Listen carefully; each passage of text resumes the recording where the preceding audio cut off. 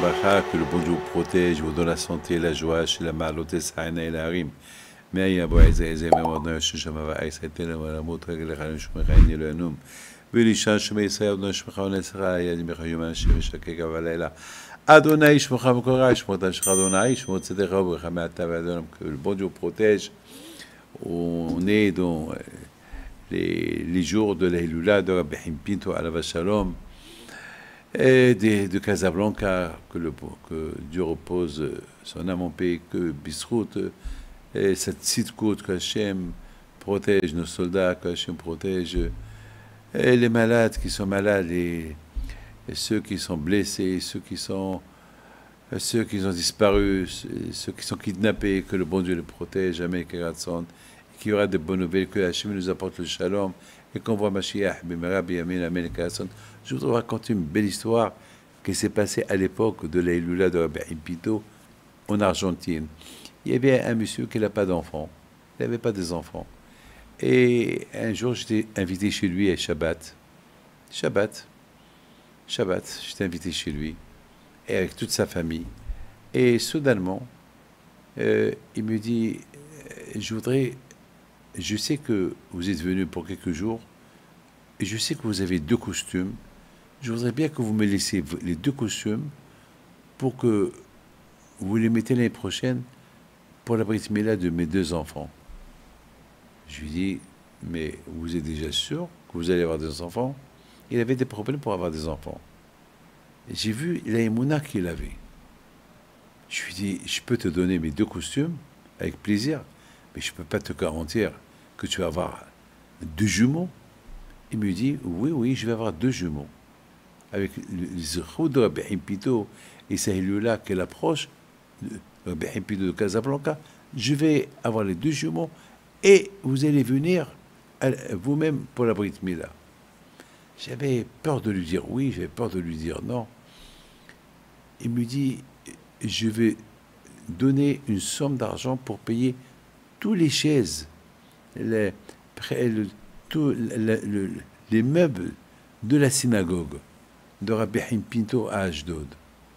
Je dis, attends que ta femme est tombe enceinte, attends qu'elle a des enfants, et après tu peux m'envoyer l'argent. Elle a dit, non, je fais ça cette semaine. J'ai cru qu'il est fou. Le lendemain, il vient chez moi pour prendre les 2 costumes, parce que le lendemain, je devais retourner en France. Je lui dis, je te laisse les 2 costumes, mais je ne peux pas te garantir les enfants. Il me dit, si Dieu veut, moi j'ai la émouna que je vais avoir 2 enfants. Je dis, mais ça fait longtemps que tu es marié et tu n'as pas d'enfants. Comment tu prends sur toi cette responsabilité? Il me dit, Rabbi David, voilà, je vais envoyer la somme d'argent pour l'association en Israël pour la construction de la synagogue, et je voudrais payer tous les chaises et la théba, tout ce qui manque là-bas. Écoute-moi, je t'en prie, fais-moi service. Tu n'envoies rien du tout. Attends que ta femme est enceinte. Ça fait longtemps que vous êtes mariés, pas d'enfants. Comment? Il n'a rien voulu savoir. La même semaine, on m'appelle, l'association d'Israël, elle m'appelle, elle me dit, ils ont reçu une somme d'argent pour acheter les chaises et pour... Je dis, c'est pas possible, mais il est fou. Alors je l'appelle, je dis, pourquoi tu as fait ça?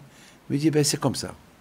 J'ai la émouna avec le zéro de Rabbi Pinto qui est enterré à Casablanca, Rabbi Pinto qui est enterré à Essaouira.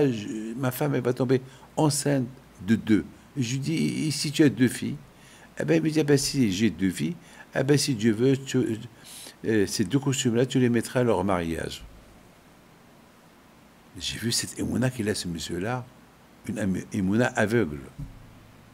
Alors, je ne savais pas quoi lui dire. Un mois plus tard, il m'appelle, il me dit que sa femme elle est enceinte. 2 mois plus tard, il m'appelle, il me dit, Rabbi David, sa femme elle est enceinte de 2 enfants. Un garçon, peut-être un garçon, une fille, ou 2 garçons, aux 2 filles, mais elle est enceinte. Je vous raconte cette histoire qui s'est passée il y a à peu près 21 ans. Ce monsieur-là, de qui je parle, c'est un de mes élèves. Et j'avais peur qu'il va perdre sa émouna si rien n'arrive. J'avais peur. Elle avait des saignements.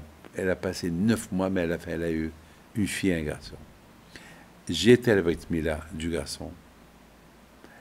Et Baruch Hashem, dans 2 semaines, sa fille, elle se marie. Donc j'ai été syndac pour le garçon. J'ai mis le costume. Et l'autre costume, si Dieu veut, je vais le mettre dans 2 semaines pour le mariage de sa fille. Si maintenant tout va bien, maintenant avec la guerre qu'il y a aujourd'hui, je ne sais pas si je vais en Argentine ou pas, mais voilà, la émouna qu'il a ce monsieur-là. Et cette histoire-là, on l'a racontée à la Iloula de Rabbi Himpito Aïsaouera, et le monsieur était présent, et devant tout le monde, lui-même, il s'est levé, et il a confirmé cette histoire. Mes amis, ça c'est la grandeur de la émouna lorsqu'on a l'émouna. Mes amis, cette semaine, il y avait quelqu'un, le pauvre, qui a disparu, que sa fille a disparu. Il ne sait pas si elle est vivante ou elle est morte. Malheureusement, elle était dans cette fête qui avait là-bas le jour de Simchat Torah. Et le pauvre, chaque jour, il venait au cours de Torah que je fais à la Hanana. Il pleure. Et je lui dis, avec Bisrout Rabbi Himpito, que vous aurez dû ne pas... Il ne sait pas. Elle est vivante, elle est morte. Elle est kidnappée, elle n'est pas kidnappée. Mais il sait que ses copines sont mortes. Et grâce à Dieu, ils l'ont trouvée. Bon, pas vivante, mais ils l'ont trouvée. Et l'enterrement, c'était cette semaine. Voilà, que Dieu repose son âme en paix, que le bon Dieu vous donne la santé, la joie, la prospérité, qu'on n'entend que des bonnes nouvelles. Amen.